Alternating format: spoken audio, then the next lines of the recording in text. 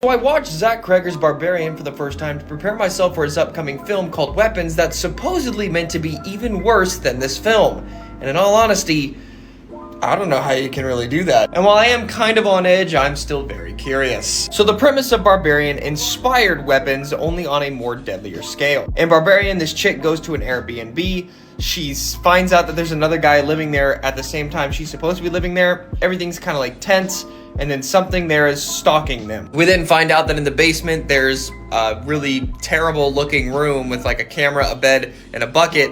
And then there's another room that goes downstairs into another area that no one knows what it does. There seems to be some sort of female creature there that wants to be a mother to all these people that she traps, so on and so forth. Another guy manages to come in. He's already dealing with a lot of issues outside of things. I'm not gonna get into what it is, just know that he's going through a lot. He finds her down there as he's trying to sell the house, and they try to get out of there together. The mother follows them out, the whole thing happens with that, and then the film ends. She manages to survive, he does not, whatever. Now, one of the biggest things about this film are the plot holes that exist. A lot of unnecessary things that were said that probably could have led to something, but never did. One of the bystanders who's been living there for 15 years, who knows about all this, says, oh yeah, like there's much worse things down there than her, but we never see anything much worse than that. We also get a little hint as to how all this started, but we don't get any justification as to how it all came to be. We kind of just have to put the pieces together ourselves. And how big this thing is, I have no idea. I don't know, does it connect to other houses? Who knows? But we do see the guy who started it living underneath the house